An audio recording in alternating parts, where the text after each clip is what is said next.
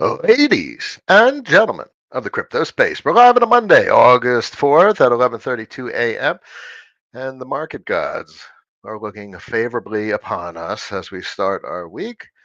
The weekend was obviously filled with a fair amount of depreciation slash what is known as a correction. And it looks like there is decent support, at least from a technical standpoint, on the assets that we like to look at. From a curve perspective, I put out a post shortly ago that gives us a decent decent description of our technical setting. This 0.86 or 86 cents level is quite interesting. I hinted that it's a level that dates back to 2020. I will zoom out. I'll give you guys that perspective. Obviously, the title of today's stream is Inversion of Perspective, so it's all about perspective. I'm going to hit on exactly what I meant by the title of the stream, but let's talk about 2020 and curve first. So if you zoom out, because this is obviously a daily chart and this is a useless chart in most regards, trying to get a sense of where things are. You can look at the weekly chart. That's probably the most reasonable for curve. And there's no point of looking at the excessive premium that was placed on token price point. But this level shows us where there wasn't necessarily a premium. Um, This is a perspective that I often look at on the DXY. Notice this resistance level back in November of 2020, where it was stopped out, a level of resistance. And what I would like to do is highlight exuberance. So check this out. If you go like this, and you basically take this entire chunk of shit, not even all of this, everything above, oh my God. Okay, did I draw that? Let's undraw that. Okay, this whole level right here. You see what I'm talking about? Above 0.86. All of this. If I could draw all of this. Let's draw a circle and not a circle penis. Okay. That's called exuberance. All of that was invalidated. All of that is noise. Now, that's a perspective that I like to take on. And if that was noise, and this is the meaningful zone of interest, you block pretty much everything because it's all failed breakouts. Everything above 0.86 was rejected at some point, and we're looking at this 0.86 level because that's literally what we're interacting with at the moment. So thus far, we don't have a sustainable breakout ever in the history of curve above 0.86. How's that for perspective? Curve has never been sustainably above 86 cents. Every time it has gone above 86 cents, it has failed to hold that level. And that goes back all the way to November of 2020. That's a perspective not offered by many folks. They're all like, oh, what about all time high? How much is it down from all time high? That means someone bought it at a premium. You bought Curve at $6, you paid a premium for it. And you're only afforded this perspective looking from hindsight, looking back. Okay, so it's understandable why folks, including myself, bought at significantly higher prices. Um, but you have to learn from your experiences. If I bought at $3, oh, probably a little bit less, three and change. I don't know, probably 275 to three and a quarter. Good part of the positions, and then obviously the awesome 18-cent buy down at the bottom. Anyway, this isn't about where we got our positions. This is about what we own. And frankly, that's really the talking point of today. So, what do you own? And good old Frogonomics pointed out the best possible response to this pretty classic meme that I could think of. You bought a cow for 600, I sold it for 1200. I bought it again for 1300, I sold it again for 1700. How much did I earn? Zero cows. Congratulations, Frogonomics. You are the winner of today's Captain Rational Challenge. You don't get any compensation for it, but that is literally the most rational answer that I could possibly validate. You got zero cows. Everyone, for the vast majority, aside from the ultra minority, thinks of everything in terms of dollars. How many dollars this? How much did you make dollars that? It's all about dollars, and it's all very American. To think in terms of, oh, I earn money in dollars, while the rest of the world doesn't think like that. The rest of the world earns money in varying currencies, 197 of them, or however many there actually are. I could look it up, but whatever. So we're the only country on the planet, well, where the average person earns in dollars. Obviously, it could be in some country around the world where your employer is paying you a salary in dollars, but in the United States, you're getting paid in dollars. You're not getting paid in euros. You're not getting paid in yen or yuan or real or what have you. So if you're outside of the United States, let's say you're getting paid in euros, you got to buy dollars. So that is the perspective most people have on this planet. They don't get paid in dollars. Most people have to purchase them, purchase dollars when they need them because someone's trying to sell them something and they're like, how much does it cost? $5. Oh, I only got euros. No, I said $5 is how much it costs. So that's why the title of the stream is perspective or inversion or flipping the script. And that's why this was a good call out by Frogonomics. And that's why I open with the flawed perspective that most have on what was exuberance and a premium versus the real perspective is that curve never broke out above 86 cents and held it. We have yet to hold that level as support. And that's a better perspective because that's true. It's a true statement. Um, this was a good point, and the currency, the inversion of the currency, is something I've talked about quite often. It just highlights a psychological reality where most people land with regard to understanding how monetary systems work. And hopefully that helps folks realize that, yeah, most folks are wrong in how they think about what did they earn, what did they gain, what do they own. And you can't tell people this. I have family that's big into like real estate and well, that's their interest. That's what they understand. And how do I tell a family member that has multiples of what I own, dollar denominated? Let's say I own $10,000 worth of stuff, and they own $50,000 worth of stuff for proportionality's sake. And I'm making much more APR, return, cash flow than they are, even though they own 5 times the amount of net worth.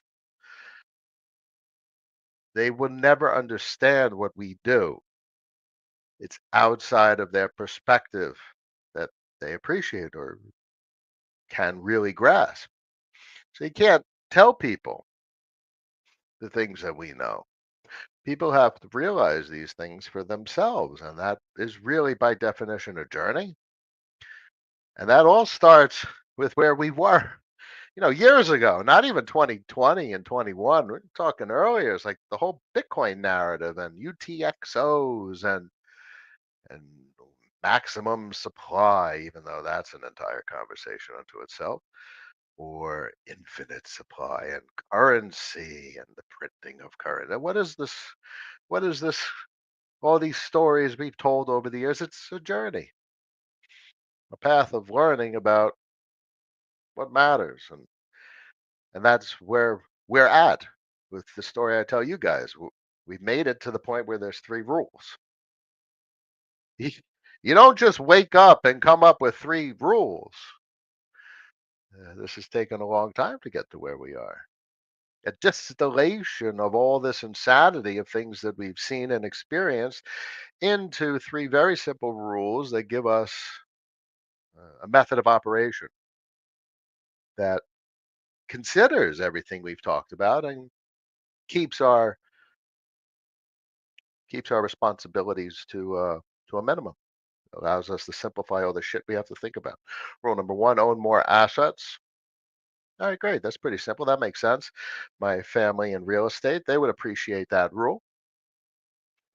Rule number two: know when to stop buying assets. So, all right, they'll appreciate that too in real estate. Don't buy things at a premium. Don't buy things too expensive. Y'all in crypto should understand that from people that were buying Curve. And this is a no judgment zone. This is a no judgment zone, ladies and gentlemen. Folks that were buying Curve at a premium of $6 per coin when they could have bought it in the 20-cent region if they had a little bit more patience. And by a little bit more, I talk in terms of years. So could you imagine this chart in 2028 and 3 years from now, 2030 and 5 years from now? We could probably look to the Bitcoin chart for some of that perspective and what 5 years will do to some of these assets. All right, rule number three is fuck you, pay me. So the irony, the greatest irony is real estate investors are the most likely group of folks to understand the stuff that we do because they're always talking in terms of property. Great, we these are by definition assets that are uh, that have property characteristics that have literally been defined as property by the United States federal government. So, all right, that's great. And they have collateral properties, they have cash flow properties. So, great.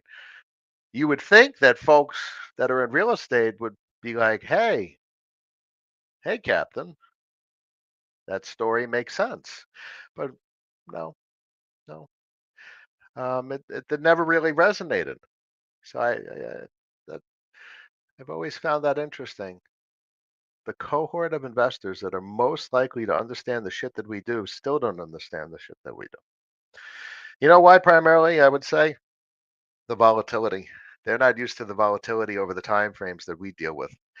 They're used to real estate bubbles, which potentially take decades to play out. So different time is what makes it complicated. And that is why we talk about these things that we talk about the way we do, because we have acclimated to the time frames in which these cycles play out. For real estate, the cycles are over 10-year periods, decade periods. For crypto, we were operating on 3, 4, maybe even 5-year cycles now. The Bitcoin cycle and this cyclicality of up and down is much shorter than decades. So we've seen these cycles thus far: 2020, 2021, 2016, 2017, 2013, 2014. Okay. So we have a shorter cycle in mind. Now the reality is, and that's what's so interesting. I'm part of that group of folks that think the cycles probably never were what we thought they were. And I don't think the cycles continue the same way they did, or at least the way people thought they did. And that plays into rule number one, two, and three. Own more assets, don't pay a premium, and make sure they pay you. Make sure they pay you well. So here's an example. Look at Curve. Pays not that much. We could take a look at what the spot rate is. We go over to analytics. We go over here. Let's see what the spot rate is. 9.82%. 10%. Double risk free. Cool. So what's the potential of Curve compared to a residential property? Now, obviously, you can't live in Curve, so there's benefits to having real estate.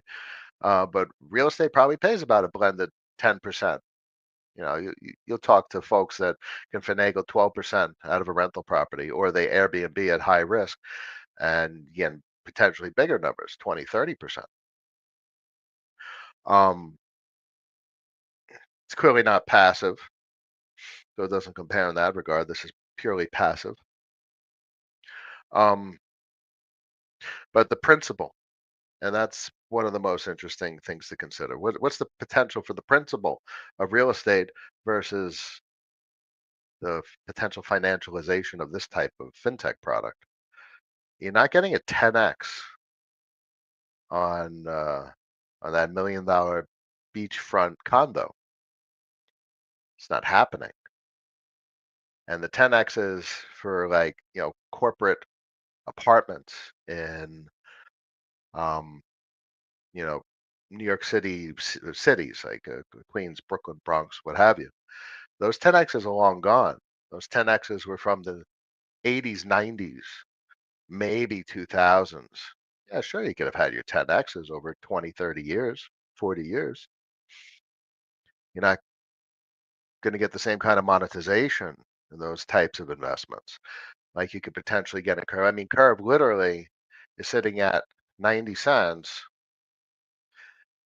From 60 cents to $6 is a 10x. So, and we're way off bottom. So this kind of volatility just doesn't process. We were at 20 cents and now it's at 90 cents. That's up 450% from bottom. And we're talking November of 2024 for that period of time. So the second the real estate folks hear that kind of volatility, they can't process it. They can't turn off their perspective. And their perspective tells them that there's risk there. But that's exactly what we want to see. We want to see that 20 cents turn into six multiples of the all-time high, 6, 12, $18. And what's the potential for that to occur? There's quite a rationale that that actually occurs. There is no rationale that that occurs for a real estate. There is no rationale that a $1 million condo becomes $10 million within the next 5 years. That would be a catastrophe in many regards from a housing standpoint. But with regard to the financialization of economics, um, it kind of makes sense where things are heading with the global currency supply expansion expectations, with the change of global currency composition. Um, I don't know if you folks saw this post. This was a cute post by Mike Howell. Mike Howell posted this, and this should resonate like, oh, that's interesting. The return of Treasury currency.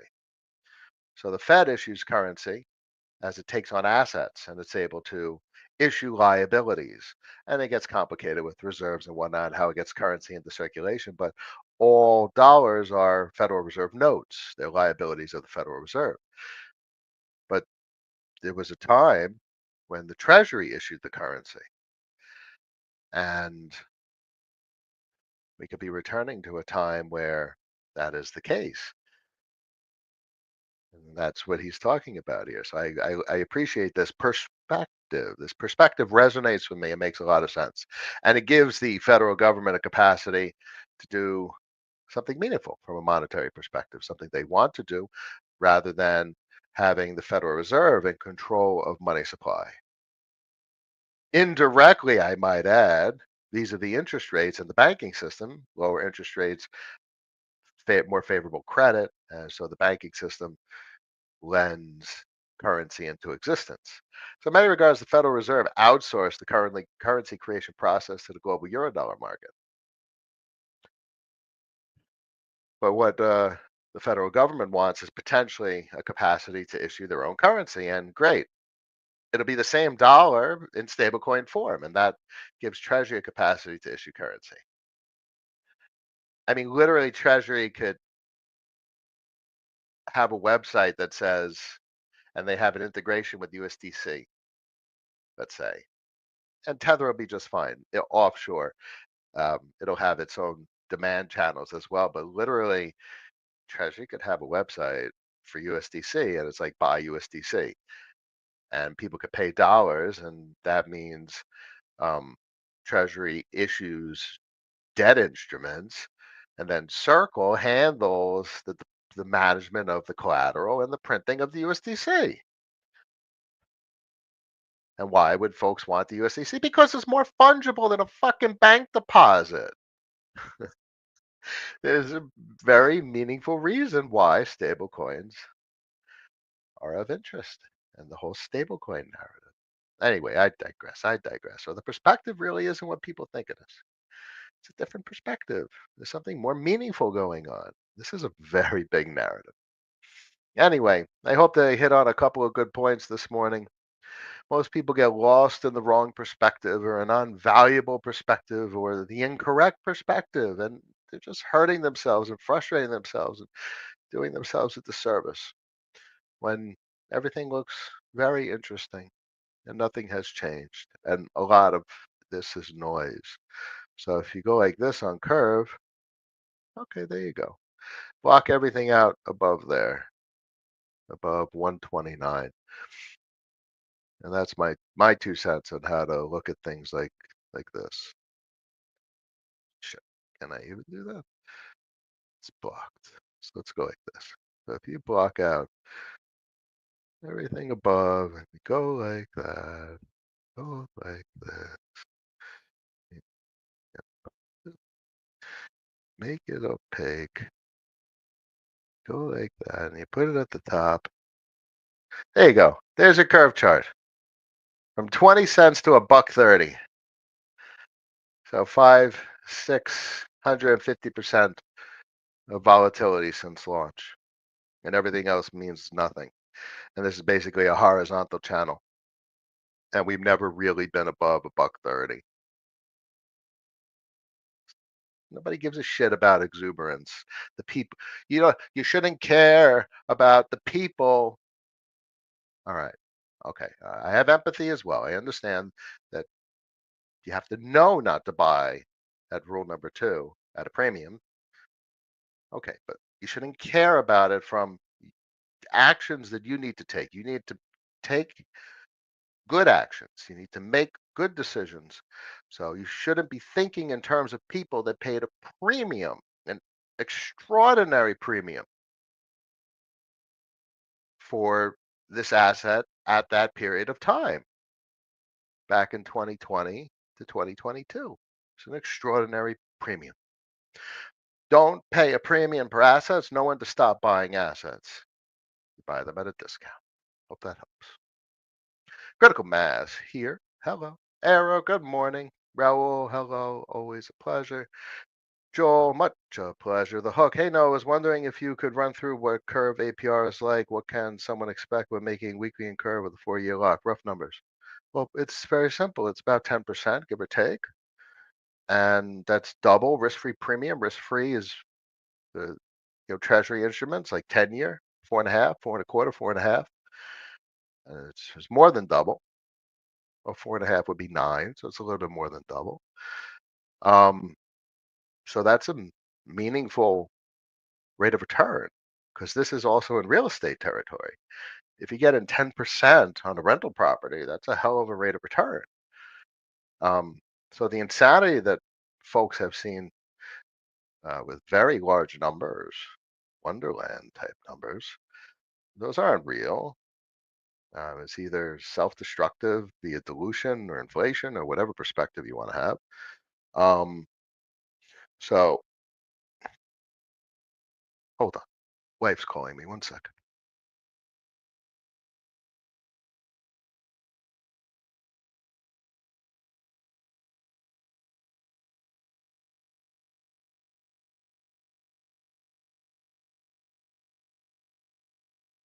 So she wants me to get the girls up. Late sleepers, 12 o'clock. They go back to school in a week. Anyhow. Um, so for greater rates of return, there's different models. You got the drones, the aerodrome, the velodrome. You got the kingdom, which is very interesting. Was playing out of Linnea, and I don't know. what's on Ramsey's and Arbitrum is not so interesting.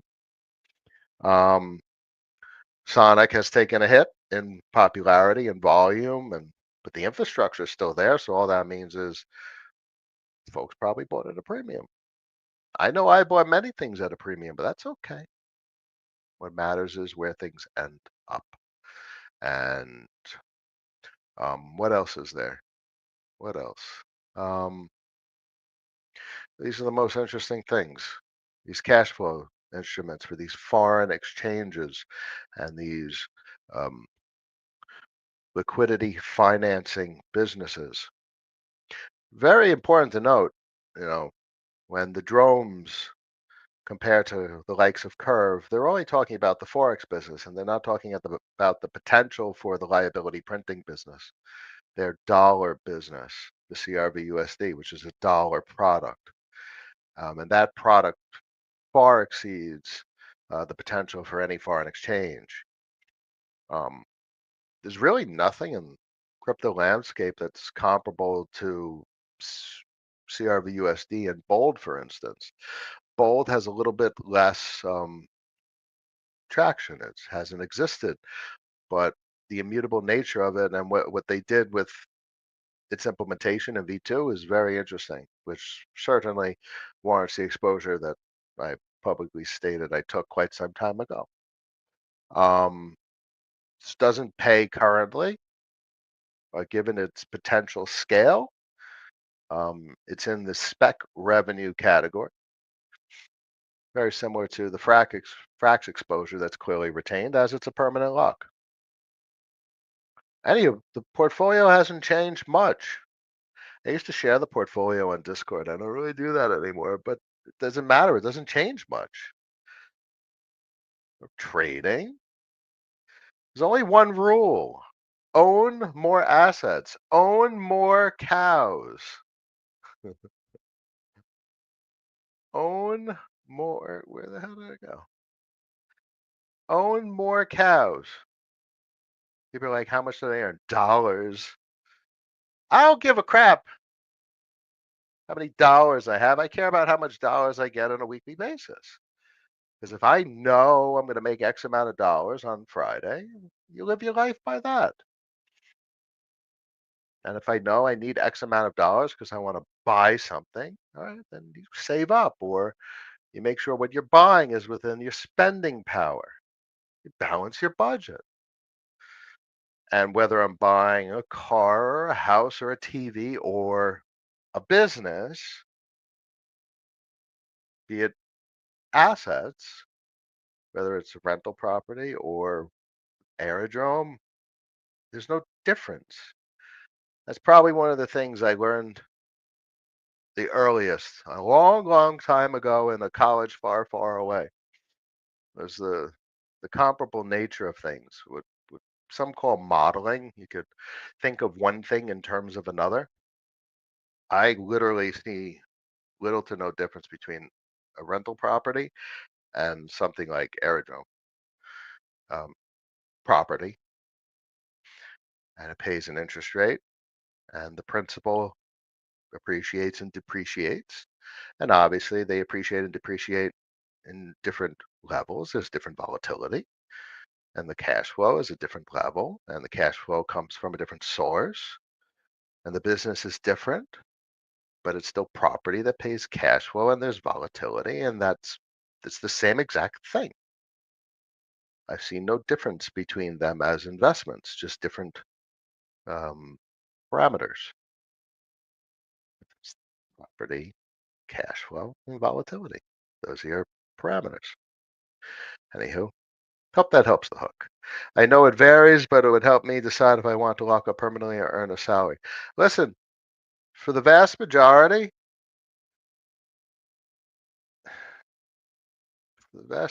you'll never understand owning assets. You need to be a contrarian. And 10% that you probably need a lot of money, like 10%. On 100 grand, you make 10 grand a year. And that is going to vary depending on business conditions. And that's going to vary depending on principal appreciation. Just remember, cash flow is always Well, it's not curve emissions. Uh, you're getting paid proportional to business volume, and the volume is now bifurcated between foreign exchange, the DEX, and credit from CRVUSD as well as Llama Lend. So that those are your three sources of cash flow, and that blended rate's about 10%, give or take. Should be. So let's go over here. Let's see. Vote. Yeah, blended rate. I mean, you could get more if you're for smaller cash flow gets actually much more. There's plenty of folks that could vote on this. USDF, 26%. What's this? Oh, that's cool. All right, so the numbers are much bigger for small. I can't vote on things like this. 26% is pretty good. These are good numbers. This you won't get 16%. It's going to dilute. So anything with these circles are in a good position actually. 14%, but you can't really vote much on this. 980, it's going to dilute pretty quickly. 10%. It's interesting that 10% turns out to be a popular number where everything's trending towards. I bet you over time we would see a blended interest rate um, become or trend toward something meaningfully above risk-free rate of return. It's a 8 to 12%. Shoot from the hip. That sounds something that's interesting. Anything less, and that's not going to people aren't going to lock, and that'll let that rate go up because now it won't dilute as much because these interest rates get diluted as more people vote. Anywho, permanent lock. That's the scariest thing because people use that phrase, that terminology. It's not a permanent lock. It's a purchase. You walk into a Best Buy and you buy a phone or a washing machine. Are you thinking about, in 3 years' time, how much could I sell this washing machine for? And most people don't think about a car. What am I going to sell my car for? Most people can't buy a car. Most people rent a car. Most people finance or lease their car. And it's depreciation. It's purely a depreciating asset. So most people don't think in terms of purchasing things. Most people don't own anything. You rent an apartment or a home, you don't own anything. You finance or lease a car, you don't own anything. Used to be when I was young, you would rent a cell phone. And if you're paying, 10, 20, $30 a month on a cell phone, you don't own your cell phone. You don't even own your cell phone. Another depreciating asset. So most people don't own anything. So like the WEF says, like, own nothing and be happy. Most people already don't own anything. I mean, if you think about all the shit that you have, like stuff around you right now, what could you actually sell that someone would buy? Think about that one. So most people really need to flip the script and think a little differently about assets. I think rule number one helps. All right, so everyone's already buying shit that depreciates. So buy some stocks and buy some crypto. All right, fine. It's more shit that depreciates if you get it wrong. If you get it right, it goes up in value. Everyone's already buying stuff that goes down in price. Get it? You get this little story, this little rant here. You buy a car, it's going down in price. You buy a house, most people don't buy a house. Most people rent the house. They don't even own it at all. Critical mass, you need significant dollars. Well, not really. For instance, I know 100 grand is a lot of money, but 10 grand in cash flow is life changing in many parts of the world. So it depends. Everything's relative. Shit, 10 grand investment paying $1,000 a year. If you're making $4 a day in minimum wage, um, in like Mexico, whatever the minimum wage is in Mexico,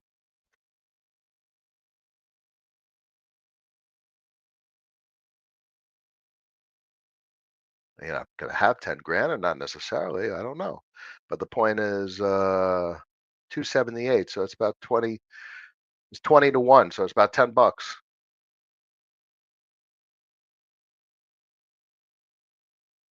419. It's $20. Geez, 12%.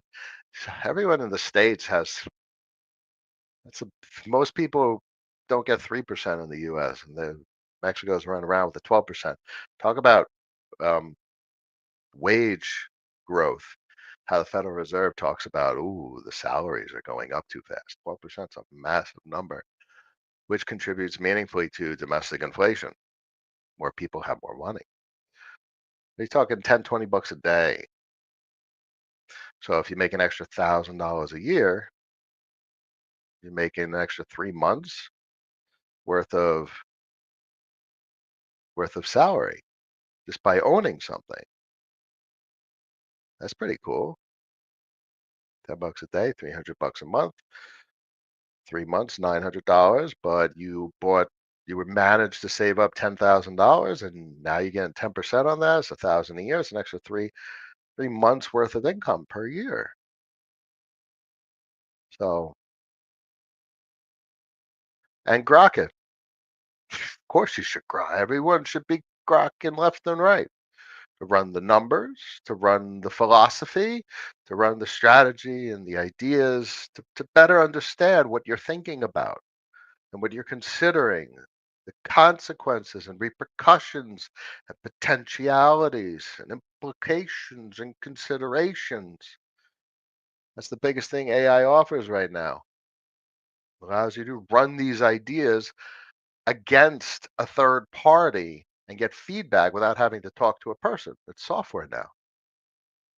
How many folks can you talk to about this? I mean, it's not like you're really talking to me about it. I'm just monologuing it, and you guys are able to put out a couple of sentences to give me something to talk about.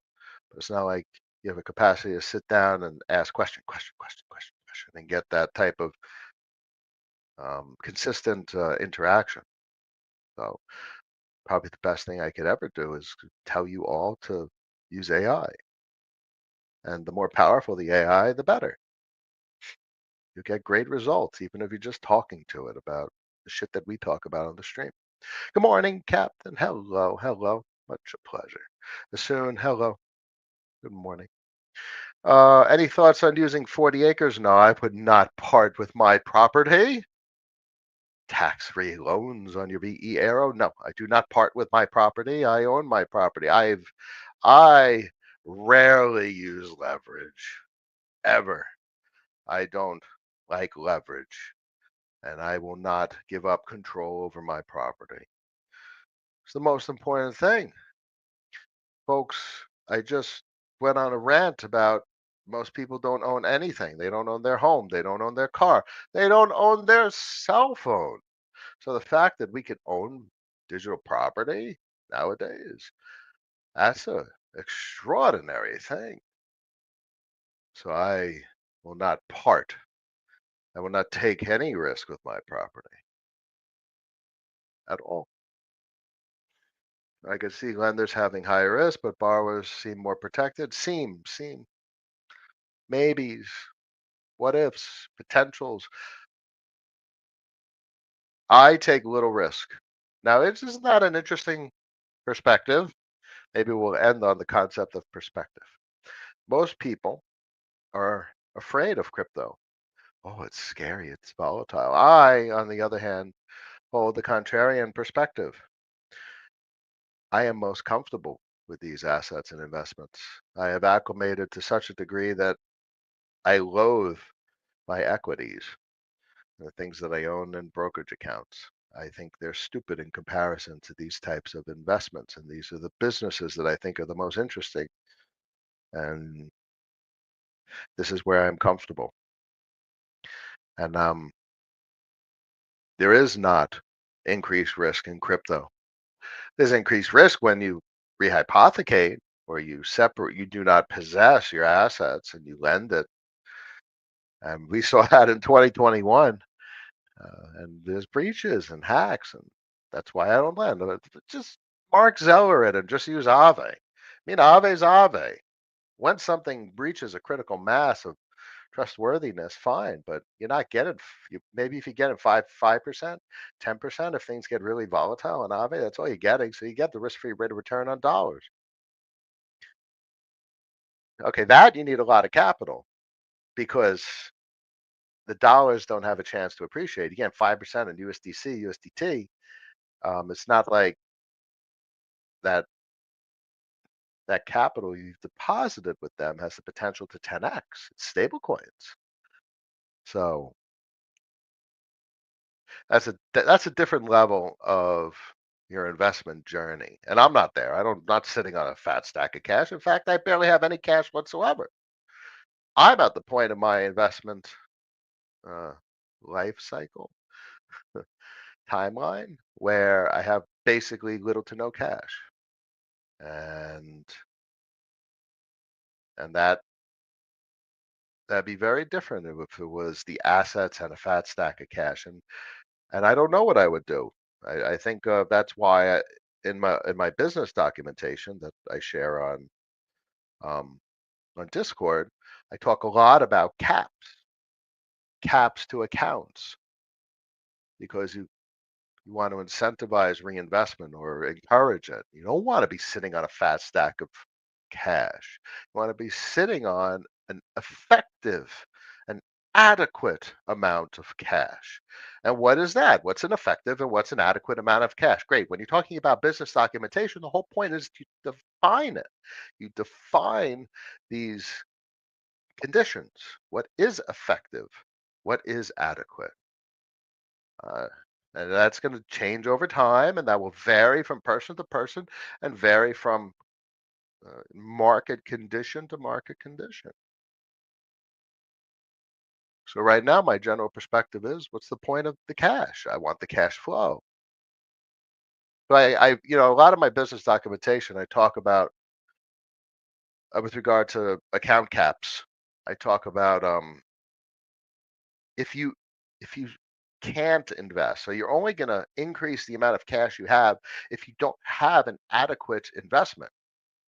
So if you have an adequate investment, it's your fiduciary responsibility to acquire ownership in it. But if you can't identify a good investment, okay, great. That's your reason to accumulate cash. If there's nothing good to invest in, and that doesn't mean you just buy more of the shit that you already own. And I say shit, the good stuff. Just keep buying. Herb. Albeit, the point is you need appropriate position sizes. So if you have not reached your desired or appropriate position size, then it is appropriate to buy more. So position size is critical. And it's not just more. The astute investor does not stay with or use more as a destination. You need to set goals, set expectations, define limits, establish boundaries.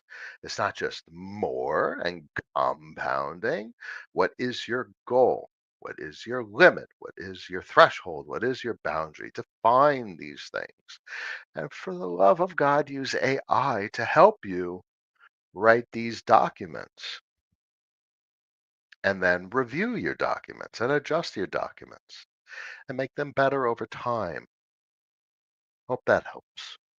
Happy Rational Monday, ladies and gentlemen. Not easy to stay rational in a sea of irrational social media, but that's why we continue to do this stream, because just as much as I help you, believe it or not, you guys help me. So I appreciate that every single week. Monday, August 4th, 12:16 p.m. Thank you all for joining me today. 155 people made it to the end of the stream and are now that much more rational because of it. I wish you all a good week. Stay cool, calm, collected, make good decisions, follow the three rules, and I will see you guys and gals at the end of the week. Until then, peace.